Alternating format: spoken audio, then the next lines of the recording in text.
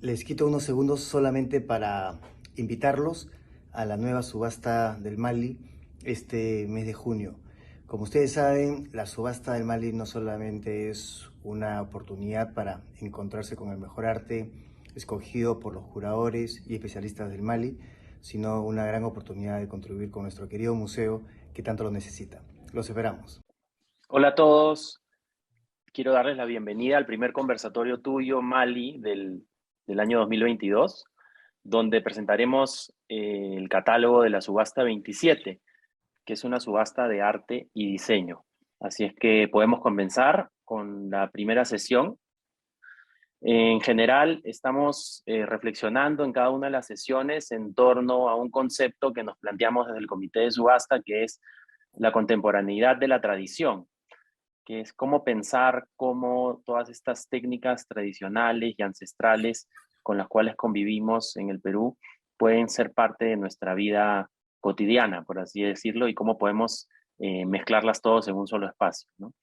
Así es que empezamos con la primera sesión, que es miradas regionales. Soledad nos puede acompañar en esta sesión. Sí, Gonzalo, Sharon, Ricardo, ¿cómo están? Natalia, Gonzalo, por supuesto. Sí, esta es una sesión muy bonita, está relacionada, como tú has dicho, con el arte tradicional, pero también con la idea de explorar cómo el arte tradicional se adapta muy bien a espacios contemporáneos y además cómo puede ser trabajada entre creadores contemporáneos y artistas tradicionales para lograr piezas asombrosas, ¿no? Tenemos aquí, por un lado, un conjunto de canastas.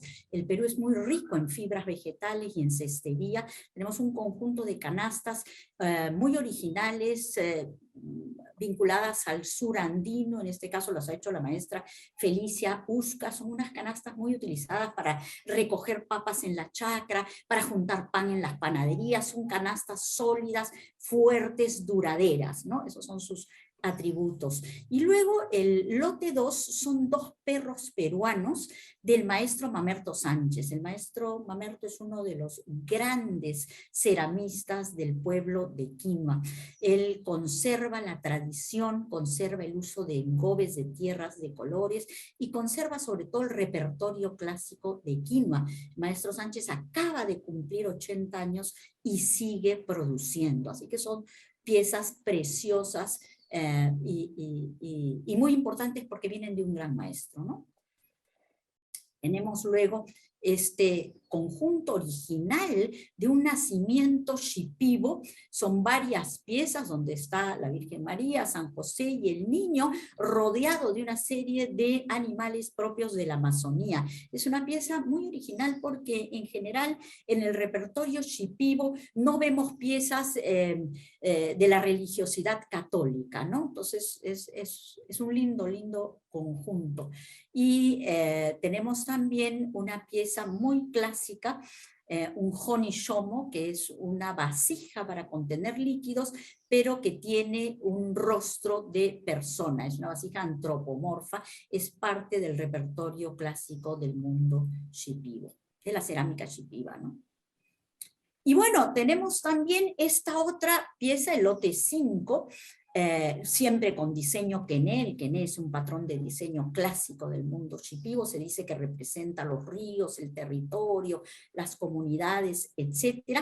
Y estamos viendo un dueño. Los dueños son los espíritus que cuidan las especies, cuidan la flora y cuidan la fauna, ¿no? Y estamos viendo allí un dueño. Uno de los dueños. Es una obra de Adela Panduro Silván, una gran ceramista shipiba. Los dueños son espíritus, así que cada uno los representa como quiere, cada creador los representa como quiere, pero el principio es que siempre tienen un atributo de la planta o del animal al cual representan. Y aquí tenemos una cosa compleja porque tenemos un dueño que está vinculado al sapo, pero en realidad es el dueño de la palmera del aguaje. Lo que pasa es que en los aguajales donde hay palmeras, hay sapos también. Entonces el dueño tiene la fisonomía un poco del sapo y también quiere representar a la palmera. Y acá tenemos, en este lote, tenemos un zorrito tallado dentro de la tradición de Molinos. Molinos es un pueblo muy cerca a Jauja, donde toda la población se dedica a la talla en madera. Hay mucha juguetería, la juguetería los camioncitos con que hemos jugado de niños, vienen generalmente, han venido de Molinos, ¿no? Es un pueblo de talladores de madera y esta es una figura divertida, además la cabecita del zorrito se mueve. Y luego tenemos las máscaras de Tucume, de la danza Diablicos de Tucume. Es una danza que se baila en una de las festividades clásicas del pueblo de Tucume, en Lambayeque. Es una máscara del maestro Martín Granados. Es una máscara en hojalata muy divertida. Son unos diablos muy alocados, tienen humor, no te dan susto, parecen un poco extraviados estos diablos de los Diablicos de Tucume, ¿no? Y se supone que todas estas danzas de diablicos vienen, o de diablitos o diabladas, vienen de antiguos actos ceremoniales, ¿no? Antiguos formas de catequización, teatro con formas de catequización para los indígenas, ¿no? Sí, lo interesante además de esta Autos máscara es... sacramentales, esa era la palabra que no me venía a la mente, autos sacramentales. Se supone que de allí vienen todas estas danzas de diablicos o diabladas. Y acá tenemos un conjunto también de estas máscaras del maestro Martín Granados, que es bailarín además él mismo, ¿no? Además de mascarero. Ok, muy bien. Bueno, creo que estamos listos para pasar a la siguiente sesión, que es la sesión donde hemos recopilado un grupo representativo en torno al textil. Creo que en esta sesión nos puede acompañar Ricardo y Sharon. Bueno, primero buenas noches a todos. Es un gusto estar con ustedes en la reunión, Soledad, Gonzalo, Ricardo. Nada, creo que en la dinámica de producción de las subastas, con los años se llega a varios aprendizajes, ¿no? Y siempre se trata de mantener una cierta estructura de las subastas, que funciona, hay una identidad asociada a la subasta, pero también siempre hay innovaciones que cada comité de subasta trae consigo, ¿no? Y que se van implementando paulatinamente en los procesos. Y algunas de las sesiones que se presentan en este catálogo dan cuenta de esas innovaciones o esos cambios. Se hacen sesiones que no están solamente vinculadas a criterios arte históricos o de género artístico, entre comillas, sino que en algunos casos se exploran técnicas, por ejemplo, criterios técnicos o criterios de soporte o criterios temáticos o narrativos, como fue la subasta pasada. Esta sesión dedicada al textil resultaba bastante pertinente como un complemento, ¿no?, a la primera sesión dedicada a tradiciones regionales, y también se ha tratado de innovar promoviendo o invitando a distintos autores, a distintos artistas en disciplinas diversas a colaborar. Entonces, creo que esta idea de las comisiones o las colaboraciones es una innovación de los últimos años en la subasta y está bastante presente en esta subasta en específico. El primero, por ejemplo, es una colaboración, es un trabajo de respuesta de una diseñadora, ¿no? Que es Josefina Añorga, quien ha diseñado un soporte contemporáneo tridimensional para la presentación de un textil o una falda de mujer shipiba producida por Victoria Vázquez Zabaleta, ¿no? Ahí me corregirá Soledad porque yo no soy especialista, pero estas faldas tienen como nombre chitonte, se venden, además de los usos utilitarios, del uso común y corriente como falda, también se venden como textiles por sus patrones. Y un poco esa estructura compositiva la ha aprovechado Josefina Añorga para diseñar un soporte tridimensional que permite acentuar de modo muy acertado, creo yo, todo este juego óptico que se presenta en el quené bordado que se encuentra en la parte central del chitonte, ¿no? Es una colaboración novel que me parece que ha llegado a un resultado bastante feliz.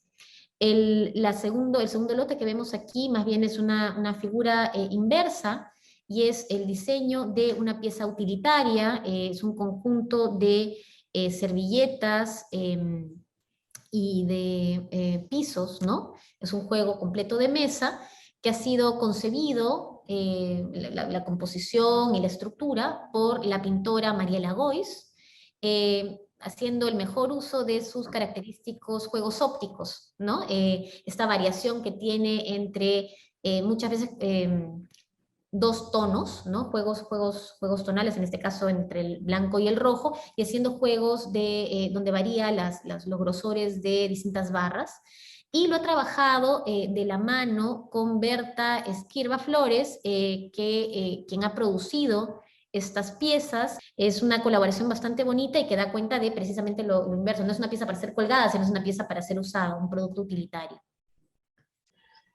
Estos dos lotes tienen una cosa en común. Si bien el textil de la izquierda es de Moquegua, de la maestra Rosa Choque, y los de la derecha son de Ucayali, de la familia Soria, lo interesante de los dos es que en los dos casos hay un trabajo importante de rescate.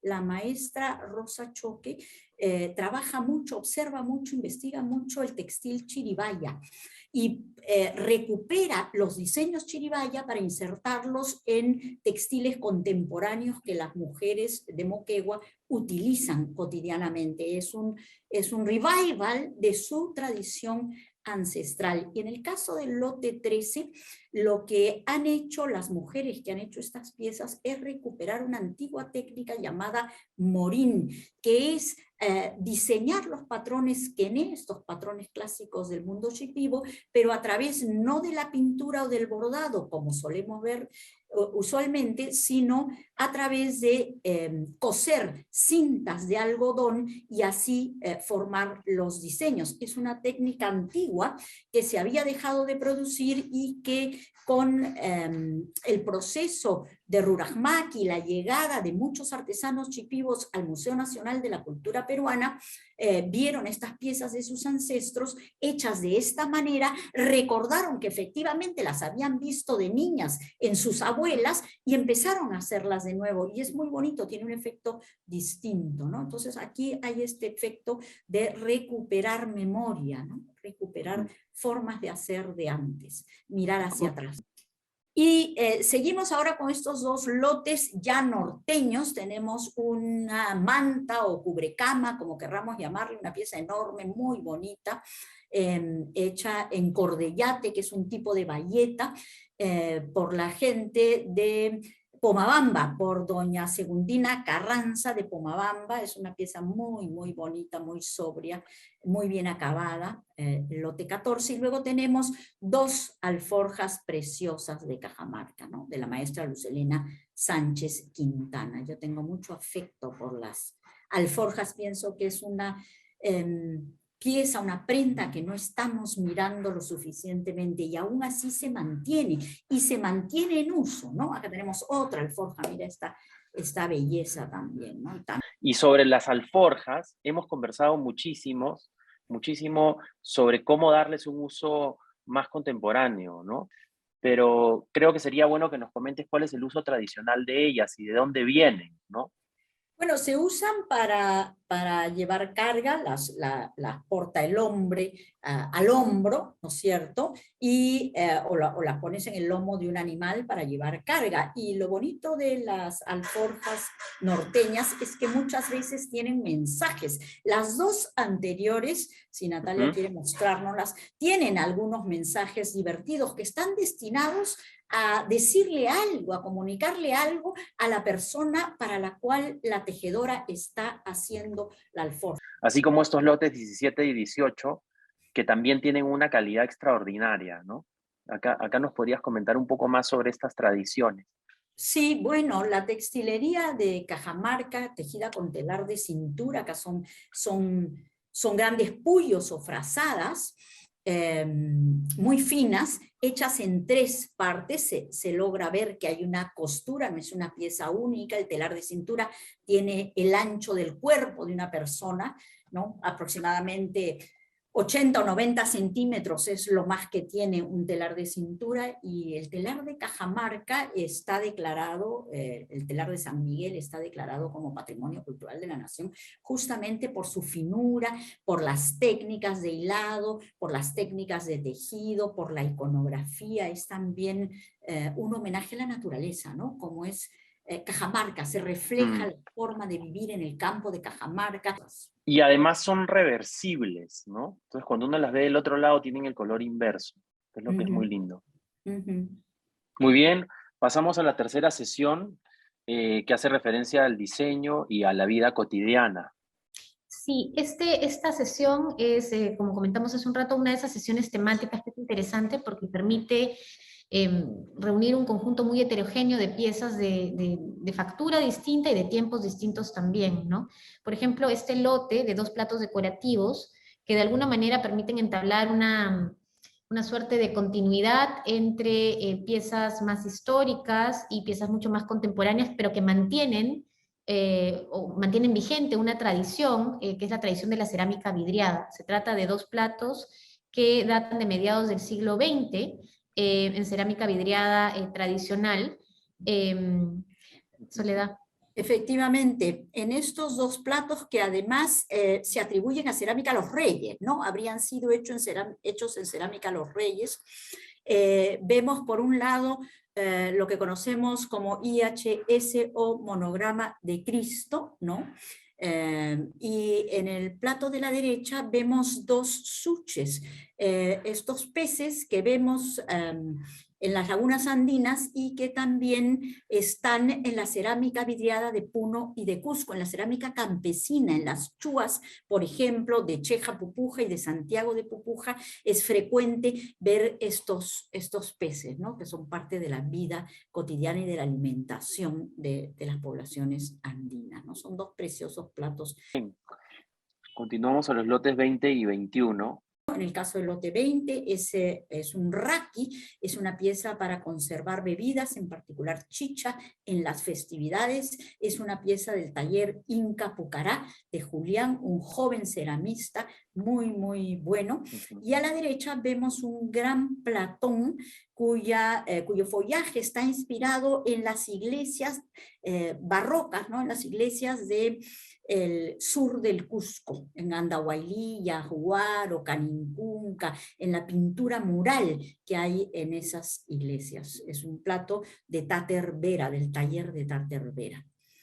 Y acá yo creo que a Gonzalo le va a gustar comentar estos lotes. Sí, este número 22 es un lote que comisionamos específicamente para esta subasta. Son 2 jarrones de Tater Vera, fabricados en el Cusco, de gran tamaño. La verdad que sí, son, de cuerpo miden 61 centímetros por 35 centímetros de diámetro.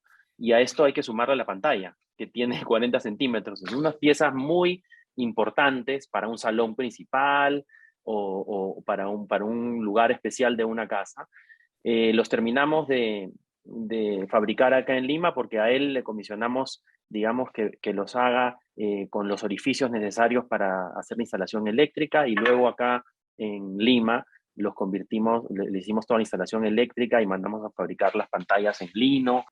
El lote 23 es una colaboración muy especial también entre Paolo Scarpati, que es un artista que ha esculpido una pieza de madera reciclada, una pieza importante que mide 50 por 50 centímetros y 45 de alto.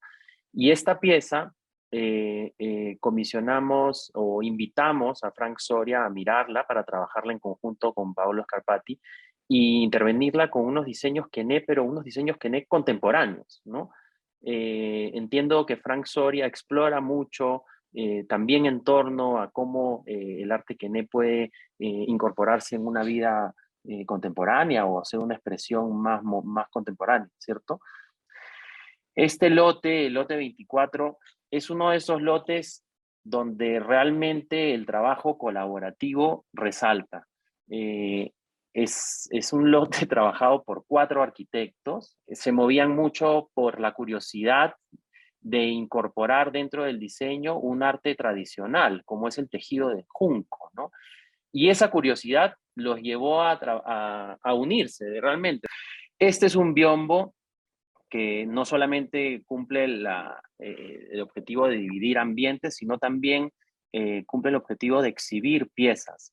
Entonces es un biombo estantería, ¿no? Se puede desmontar estas dos repisas y queda simplemente como un biombo, o puede servir para dividir ambientes.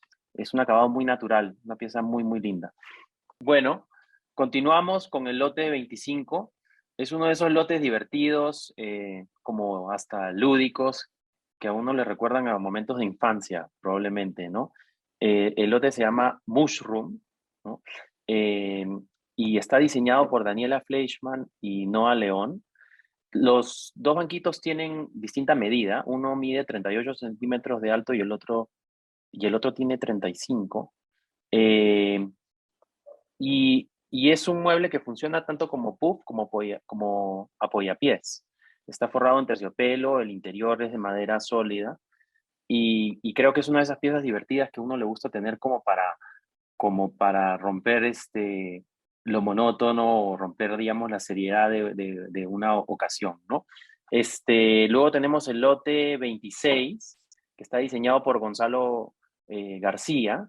El lote es un lote que marca como un ritmo interesante entre los dos colores que tiene en las láminas interiores y exteriores, y recuerda la construcción de las costillas de un piano, ¿no? O las teclas, perdón, de un piano. También recuerda a la forma que tienen ciertas bancas de pianista. Nos parece un lote también como fresco, distinto, que puede convivir con una colección de todo tipo en la casa, ¿no? El lote 27 es un lote también muy especial que ha sido comisionado especialmente para esta subasta. Es una banca diseñada por Andrea Jiménez y Rodrigo Escardó, se llama la banca H. El nombre de la banca invita justamente al silencio, a la contemplación, al tomar una pausa en un espacio. Puede servir para un recibo principal, puede servir como pie de cama también para una cama grande. Una pieza realmente muy especial. La tenemos exhibida en el espacio de Casacor del Mali, así es que ahí la van a poder ver también. El lote 18 es también un lote muy especial que ha sido trabajado durante 2 años por el arquitecto Pascual Celis. Se llama la silla 1626. Hace alusión a los 1626 kilómetros que unen, no dividen, pero son la frontera entre Perú y Colombia. Lo interesante de este lote es que ha sido, digamos, trabajado de manera colaborativa entre el Perú y Colombia por un grupo de profesionales. El prototipo se empezó a trabajar en Colombia desde la carpintería, y la silla viaja al Perú para sus acabados finales, donde se elige en la madera de olivo recuperado, que fue laminada, y también se trabajó el bronce, y de manera muy especial se mandó a fabricar un tapiz ajedrezado en telar de cintura, en algodón pima, y realmente es una de esas piezas que es muy, muy linda, resalta muchísimo en este catálogo, y creo que es el resultado de un trabajo largo para ser lanzado especialmente en esta subasta. Podemos pasar al siguiente lote. Bueno, continuamos con la siguiente sesión, perdón. Es la sesión de homenaje al poncho peruano. Creo que es una sesión distinta, muy especial. Queríamos rendir homenaje a una pieza de indumentaria tradicional del Perú, y creo que acá Sharon y Soledad me van a poder complementar un poco los comentarios de cada uno de estos lotes. Sí, aquí lo que me parece bonito de pensar o interesante de pensar es que, claro, siendo una subasta de arte y diseño, no podemos dejar de lado el diseño de modas. Y para encaminar un poco curar un poco, encaminar un poco el encargo, porque el universo obviamente, de diseños peruanos en moda es muy amplio, nació la idea en el comité de subasta que se pensara una de las prendas emblemáticas de la tradición textil nacional, que es el poncho. Y las reglas fueron, ok, colocar un poncho tradicional como una suerte de referencia y después invitar a distintos diseñadores de distintas generaciones y estilos a responder a estas prendas tradicionales desde sus distintas prácticas, ¿no? Sí, y esta sesión abre muy bonito con este poncho de la colección de Esther Ventura. Esther tiene una colección muy importante de textiles andinos, no solo de ponchos, que ha hecho a lo largo de más de 50 años de vida en el Perú. Este es un poncho de tinta muy clásico. El poncho, sabemos, es una vestimenta clásica andina y costeña masculina, que ya las mujeres felizmente nos hemos apropiado. Es un poncho teñido con tintes naturales, que tiene ya cerca de 100 años, tiene alrededor de 70, 80 años y está en perfecto estado. Es una pieza realmente preciosa, y en los payáis, es decir, los diseños, son flores y son estrellas o constelaciones, ¿no? Es bien, una linda pieza el lote 29. Seguimos con el lote 30, que a mí me gustaría comentar. Es un poncho de diseño de Armando Andrade de Lucio. Realmente es una pieza muy especial porque reflexiona en torno a lo elegante que puede ser un poncho de chalán, ¿no? Entiendo que la particularidad del poncho de chalán, del caballo peruano de paso, es que es un poncho muy largo. Y eso es justamente lo que lo hace ser una pieza que resalta, digamos. Entonces, acá lo lindo de este poncho es ese largo que ha resaltado Armando con el diseño. Es una pieza que mide un poquito más de 2 metros de largo, y además la técnica que Armando ha recuperado. El ICAT, o lo llamamos ICAT en realidad, ICAT. a una técnica de origen precolombino.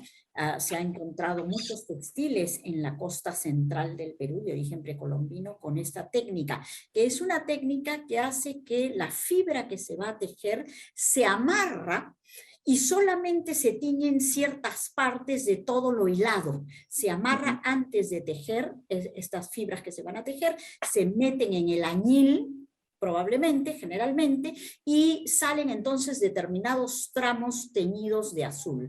Y luego la destreza de la tejedora hace que en el telar a cintura ella vaya teniendo cada cierto tramo un bloque de azul, y con ese azul y con su destreza ella hace figuras, hace incluso frases. Sí, el lote 31.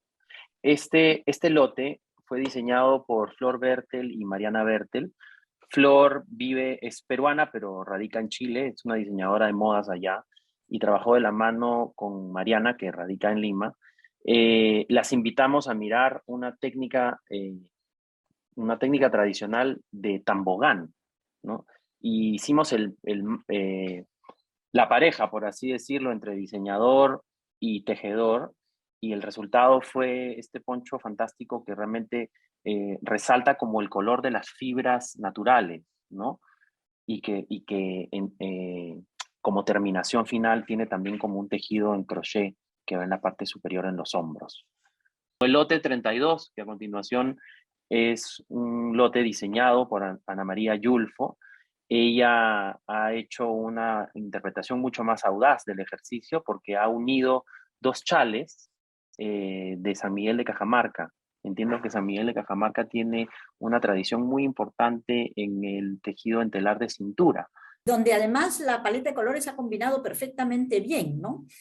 Casi parecen que fueran hechos para ser utilizados en conjunto, y además los ha unido con esta cinta o este cordón divertido que le pone así un toque genial, y además hay un bolsillo que ha puesto encima. Es una pieza preciosa, muy bonita. Así es. Podemos pasar al lote 32, que es uno de esos ponchos que realmente es una pieza de arte, bueno, como cualquiera de estos lotes realmente, pero creo que esta en particular es una de esas piezas por la autora, que es Lucía Cuba, que creo que Sharon nos puede comentar un poquito más sobre la obra de Lucía y la relevancia que tiene esta pieza en esta sesión. Sí, bueno, Lucía ya ha participado en otras subastas con prendas de vestir, pero que siempre tienen un componente conceptual bastante alto, que forman parte de proyectos artísticos más grandes y que muchas veces tienen un componente social declarado, ¿no? En este poncho en particular, hay un juego conceptual, pertenece a una serie que se llama Los Casi Vestibles, ¿no? Es el número uno dentro de esta serie que se llama Los Casi Vestibles, que es como un juego lúdico sobre el uso o la posibilidad de uso o no uso de la prenda. Y lo que hace es confecciona estas piezas o estos objetos que son como atemporales, multiformes y plurifuncionales, o sea, no necesariamente tienen un uso directo asociado a la vestimenta, ¿no? Y la idea es que es una pieza que uno puede adaptar a distintos espacios. Buenísimo. En el lote 34 también tenemos una de esas piezas súper especiales, ¿no? Son dos diseñadores que son Paulo y Roberto Ruiz. Ellos nacieron en Perú, en Trujillo, y desde muy chicos fueron a Francia y fueron formados en la carrera de diseño de modas allá. Tienen una marca que se llama DNI y nos han presentado este poncho que realmente es muy especial, muy delicado. Tiene un componente de flores muy pequeñas, como pequeñas pastillas de flores que han sido tejidas en crochet. Y entiendo que como concepto ellos eh, exploran en torno a la dualidad, ¿no? La dualidad y la multiplicidad, porque ellos dos son gemelos o mellizos. Ahorita no me estoy acordando muy bien, pero justamente reflexionan en torno a eso, por eso utilizan dos tonos de verde, dos tonos de azul, dos tonos de rosa, y el resultado realmente es una pieza muy elegante, ¿no? Ellos miran mucho los mercados en su inspiración, ¿no? Y justamente creo que a través de esta pieza ellos buscaban mirar los mercados de flores, ¿no? Es una pieza muy, muy manual, muy delicada. Cada pastilla de flor ha sido tejida una por una, ¿no? Entonces eso es una... Ujú. Tiene algo que te remite a lo doméstico, ¿no? Que es bastante bonito también, al utilitario y a lo doméstico. Sí, hay algo muy cálido en la pieza. El lote 35 que continúa es realmente un lote eh, muy interesante porque le da un twist, ¿no? Le da un twist a un uso tradicional de una prenda que es el poncho de chalán, ¿no? El poncho de chalán, pero simplemente invertido eh, para luego unirle una correa, ¿no?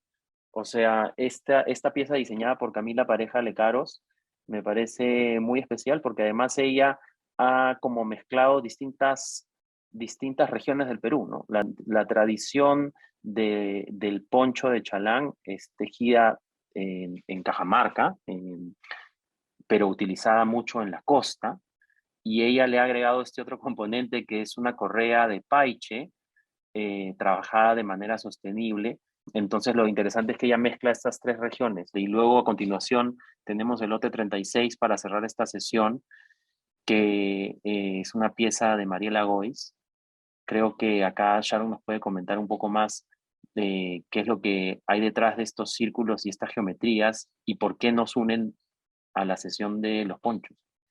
Bueno, en realidad es una feliz Sí, coincidencia, diría yo, sí, es un gesto bonito cerrar la sesión con este lote, por más que no tiene una relación directa. Es decir, podría parecer que Camila Pareja se ha inspirado en la obra de Mariela, pero no, es una feliz coincidencia porque obviamente se está mirando un universo de referentes común, ¿no? Muchas de las obras de Mariela, obviamente la pintura de Mariela Gois trabaja la geometría, los ejercicios ópticos, son juegos formales, pero mucha de su obra mira en general al textil. Y es en los ejercicios de los últimos años que ha encontrado esta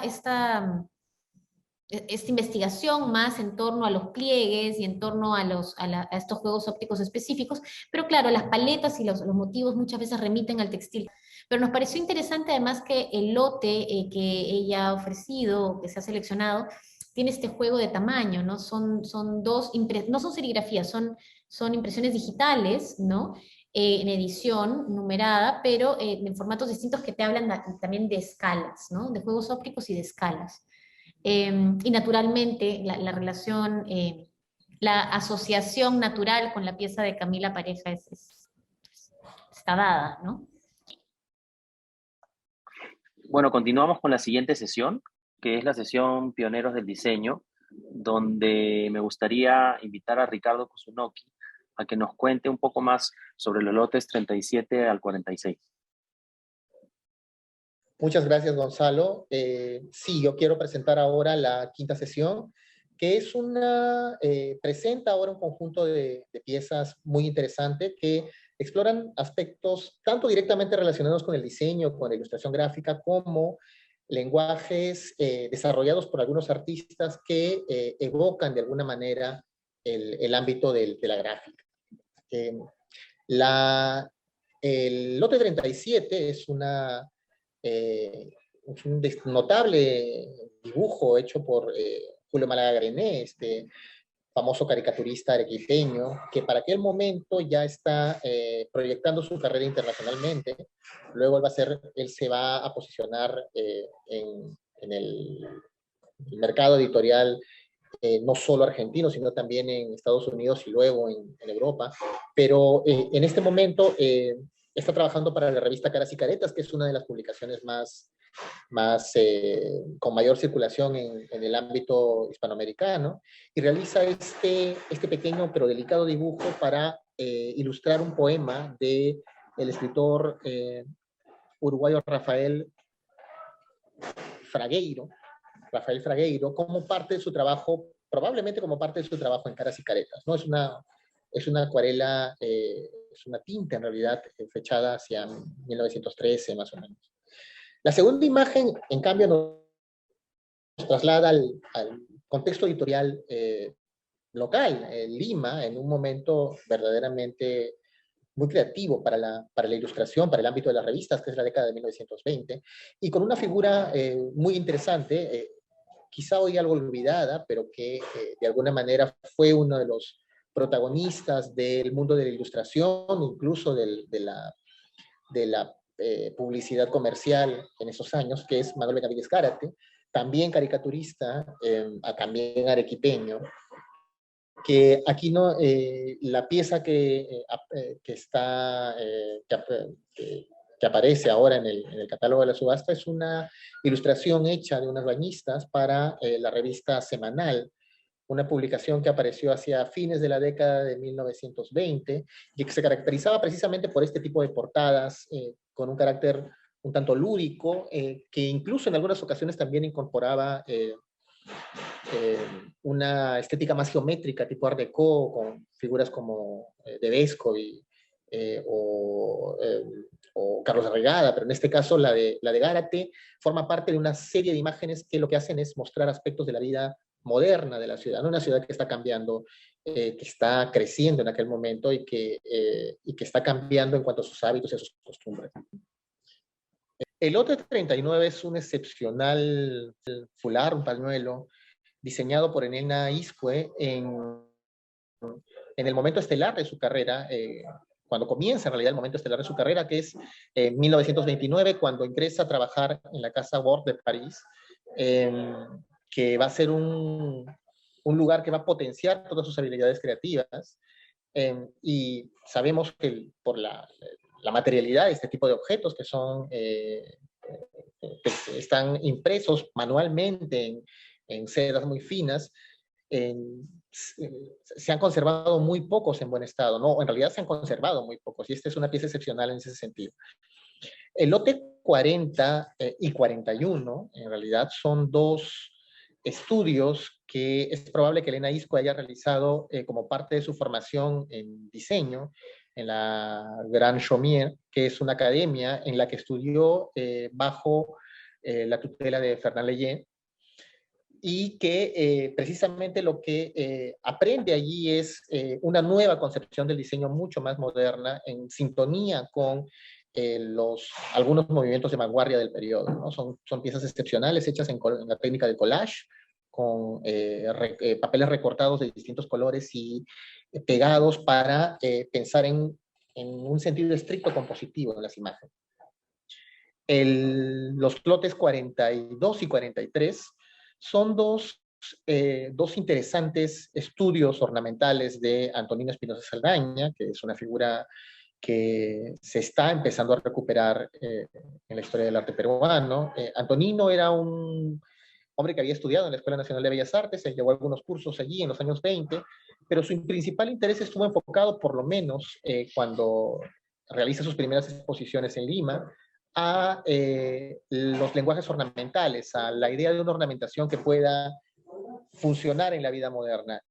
Y la mayor parte de los trabajos en esa línea los realizó en papel y témpera o acuarela. En este caso son dos estudios pensados casi como cuadros en sí mismos, ¿no? No parecen estar relacionados con algún objeto al que debían de servir, sino que son como temas por sí mismos que muestran, están dentro de esta línea muy lúdica que Antonino desarrolla a inicios de la década de 1930. No están fechados, pero es probable que puedan datarse como en la década de 1930 o inicios de los años 40. Los dos siguientes lotes son dos hermosas acuarelas témperas, obras en técnica mixta de Alejandro González Trujillo, Apurímac, quien fue un artista muy innovador en su momento. Es una figura a veces considerada como periférica cuando uno piensa en el horizonte indigenista, pero en realidad fue un creador muy representativo que desarrolló su obra no solo en el ámbito de la pintura, sino también de la ilustración, de la gráfica. Y fue uno de los pintores que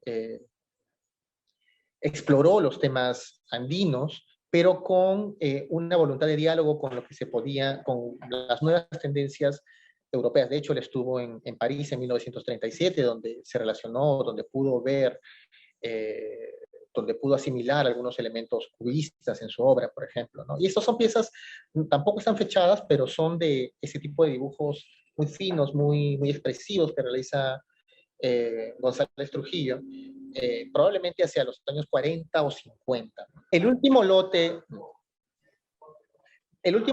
de la sección, de la quinta sección, es esta acuarela de Julia Codecido, una acuarela en la que Julia explora lenguajes más sintéticos, de alguna manera que se pueden relacionar con la gráfica, con una capacidad de estilización rotunda, plenamente moderna, que es una indagación que empieza a desarrollar hacia fines de la década de 1950, cuando su pintura va abandonando ese carácter más descriptivo, si uno quiere usar el término, y va a explorar el uso de una serie de imágenes y de símbolos con un componente simbólico muy marcado, ¿no? Y esta es una de las imágenes probablemente más bonitas que produjo en aquel periodo, es Espacio-Tierra, en la que las formas de estos dos elementos están sintetizadas al máximo y que de alguna manera dialogan con el boom de la abstracción que se va a desarrollar en Lima precisamente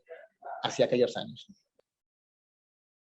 Continuamos con la sexta sesión, que es la sesión de arte contemporáneo. Es una sesión, digamos, enfocada en distintos creadores, sobre todo de artes visuales, y no está circunscrita específicamente al diseño, pero sí es verdad que en la selección de las piezas han habido algunos criterios temáticos que han permitido acotar la selección, ¿no?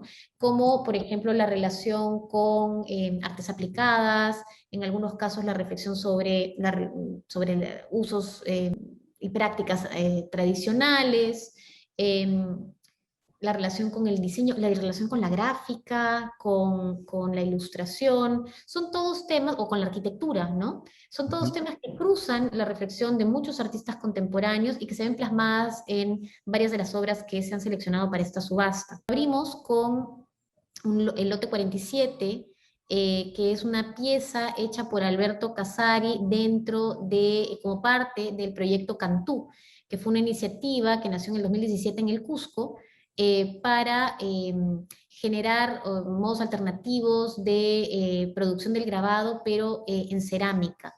Es una pieza bastante bonita que forma parte de una serie ¿no? Donde hay un juego geométrico y se usan las distintas formas a distintas escalas.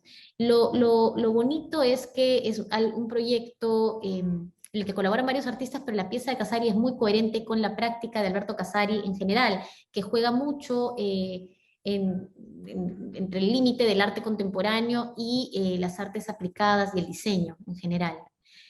Por otro lado, el lote 48 es una pieza de un joven fotógrafo, Samuel Chambi, que se caracteriza además por, desde hace varios años ya, por la realización de proyectos donde cuestiona muchísimo o reflexiona muchísimo eh, sobre la naturaleza de la fotografía, su carácter indiciario, ¿no? Y los procesos de producción y reproducción de la imagen fotográfica. En esta oportunidad se trata de un díptico de su muy reciente exposición, que tuvo como título La difracción del momento, y lo que es interesante es que se trata de estos papeles, estas piezas en gran formato, porque bueno, gran formato, cada una mide 1,50 m por metro, pero el díptico en total tiene 2 metros de ancho, y las piezas están hechas con la técnica ya en desuso de la cianotipia, ¿no? Que es un método para la producción de una imagen a partir de la exposición de un papel previamente emulsionado, ¿no? Cubierto con una solución sensibilizada en hierro.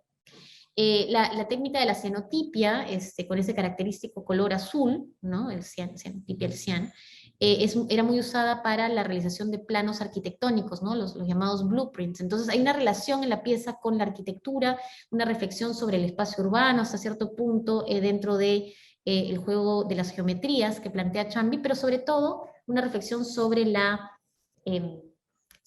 técnica y la reproducción fotográfica, ¿no? Son piezas únicas, y eso las hace algo muy especial.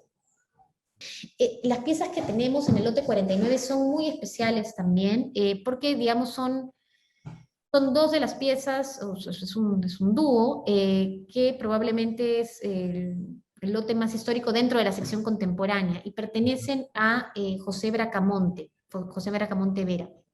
José Bracamonte fue un artista bastante importante que desarrolló una práctica en el campo de la pintura y en el campo del diseño gráfico y el diseño publicitario, ¿no? Y es una de las figuras fundamentales dentro del campo del diseño gráfico de la segunda mitad del siglo XX. En alguna otra subasta tuvimos la oportunidad de contar con piezas que pertenecen a la misma serie, que en realidad se trata de pruebas serigráficas únicas. Son ejercicios que creemos que son ejercicios que realizó el artista como indagaciones visuales para distintas identidades corporativas o gráficas. No se encuentran muchas más piezas de Bracamonte de este tipo.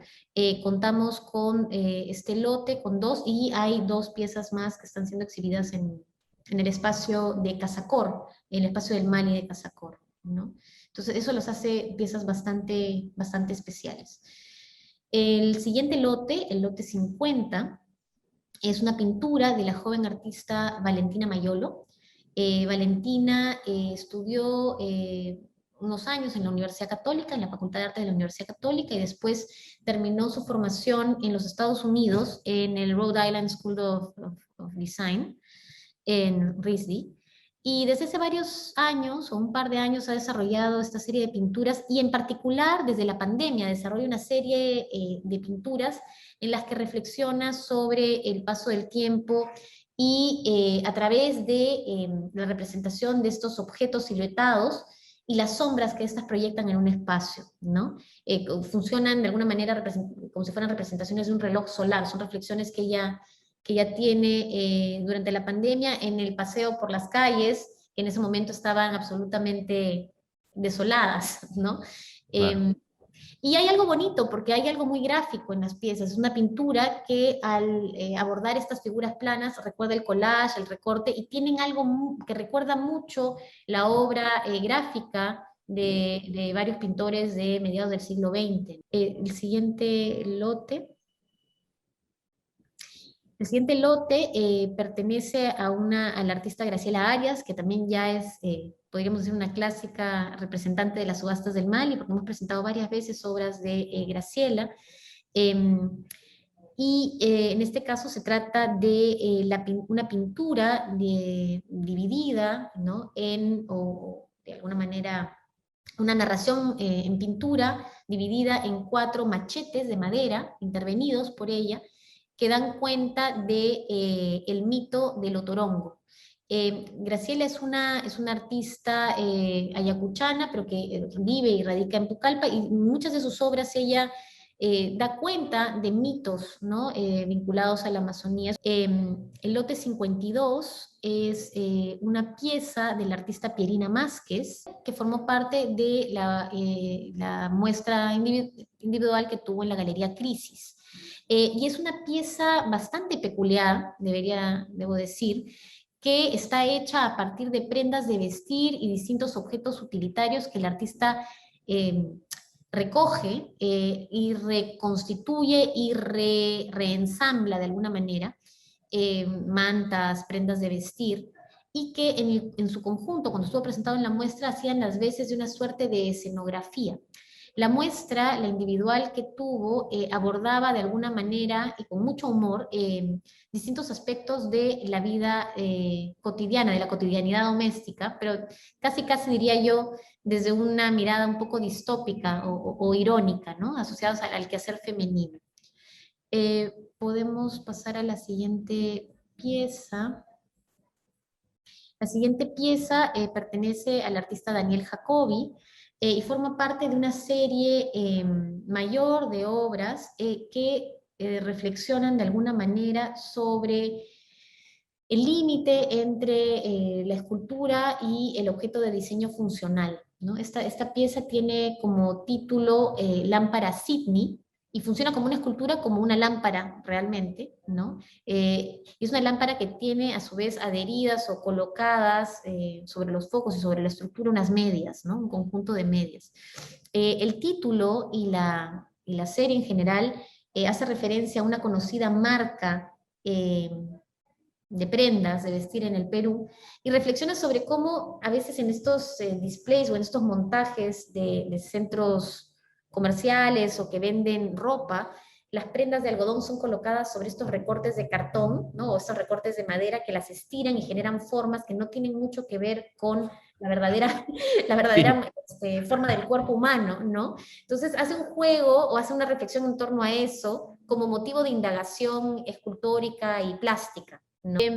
El siguiente lote, el lote 54, no, el lote 54 es el anterior, pertenece al artista José Vera Matos, que es un artista peruano bastante interesante y que en los últimos años ha tenido una gran proyección internacional, y pertenece a un estilo de obra que ya viene trabajando hace algunos años, José, que tiene que ver con la transcripción manuscrita, ¿no? De textos que él extrae de distintos libros y que él organiza composicionalmente a modo de dibujos mentales, ¿no? Sobre papel. En este caso específico se trata de la transcripción a mano de un libro de Edouard Glissant que se llama Las Poéticas de la Relación. El lote 55 es una pieza bastante bonita. Es una suerte de móvil realizado por la artista Fátima Rodrigo, que tiene como título Holograma 6 y que forma parte de una serie más grande de estas piezas colgantes o móviles que el artista realiza con piezas de bronce y hebras en las que se ensartan distintas mostacillas y forman distintas figuras, ¿no?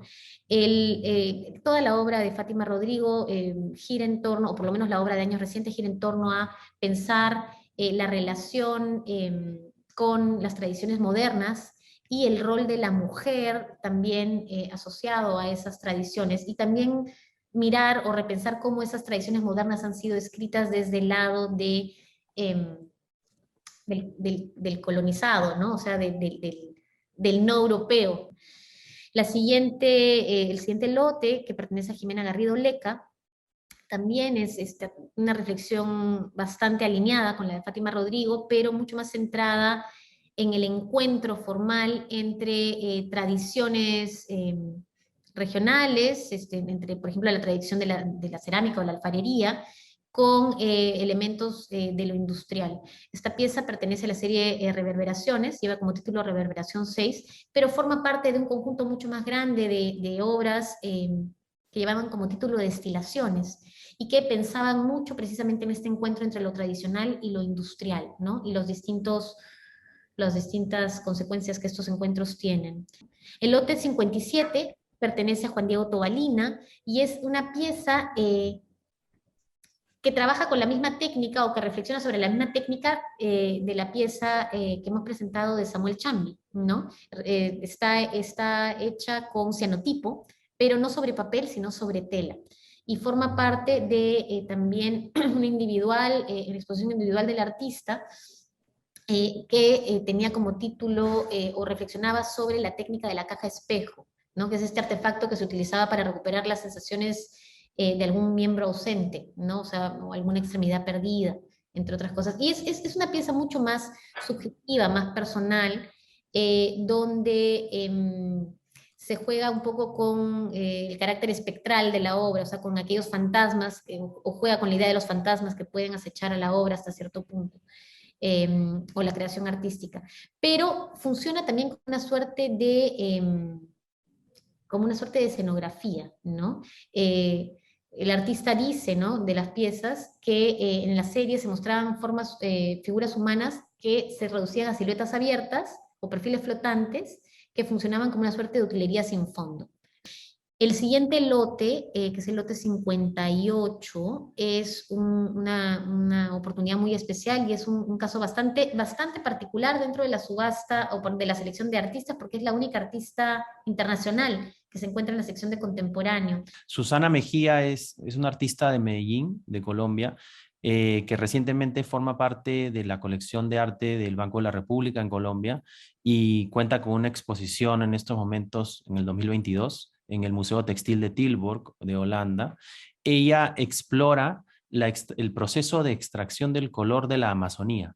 Ella viaja, es un proyecto que viene desarrollando hace más de 10 años, el proyecto se llama Color Amazonía, y ella viaja a la triple frontera entre Brasil, Perú y Colombia, para conocer a las comunidades ancestrales que trabajan el color y extraen el color de las plantas amazónicas. Dentro de esa exploración que ella hace, identifica 13 árboles, 13 plantas que se utilizan para extraer el color, y en esta subasta estamos presentando uno de ellos, que es el huitillo, ¿no? Dentro del huitillo, ella presenta en este tríptico un herbario, es una planta de la cual se ha extraído todo el componente líquido, por así decirlo, es una planta seca, que viene tejida muy finamente en un papel de algodón, y también presenta en este tríptico los dos ejercicios quizás más extremos de color que se pueden obtener del huitillo, que son el rosa y este azul muy oscuro. Creo que es una pieza muy interesante, es una de esas cosas que solamente se pueden adquirir en la subasta, que es justamente el énfasis que queremos buscar en cada una de nuestras ediciones.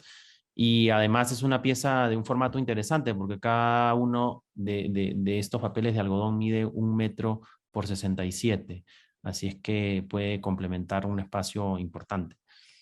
Es una pieza muy bonita, y me parece que como reflexión, es algo interesante que varias de las piezas de esta sección tienen un carácter bastante plástico y bastante artesanal, o de recuperación de técnicas artesanales, ¿no? El tema del teñido en esa pieza es bastante bonito, y es un papel, es una pieza conceptual, pero que te remite al teñido del textil. No sé, hay algo bastante fino en la obra, pero que además es muy coherente con una investigación, una práctica de largo aliento de un artista, más allá del producto final, ¿no?, que está siendo subastado. Y el último lote cerramos esta subasta con una pintura de Fernando Otero, una pintura bastante reciente, del año 2020, que además que formalmente tiene varias cosas que remiten a varias de las otras piezas que se encuentran en la subasta, pero que es en específico una reflexión respecto a distinto tipo de signos que se vinculan con lo arquetípico, y en general juega con, abiertamente con las asociaciones que se pueden encontrar con formas geométricas específicas, ¿no? En este caso, hay un juego o un guiño a la geometría del número y la letra, y refiere las formas que se encuentran plasmadas en el cuadro. La composición puede remitir a una letra como la E, la M o la 3 invertida. De hecho, el revés del cuadro tiene una inscripción que dice 3 encuentros matutinos. Bueno, y con eso creo que terminamos el catálogo. Bueno, y los invito, por supuesto, a todos a visitar la subasta, a visitar nuestro espacio en Casacor, que abre el 24 de mayo. Y también quiero invitarlos a ser partícipes de la subasta, que es el 4 de junio. Durante los días previos vamos a tener exhibidas las piezas en el espacio de la subasta también,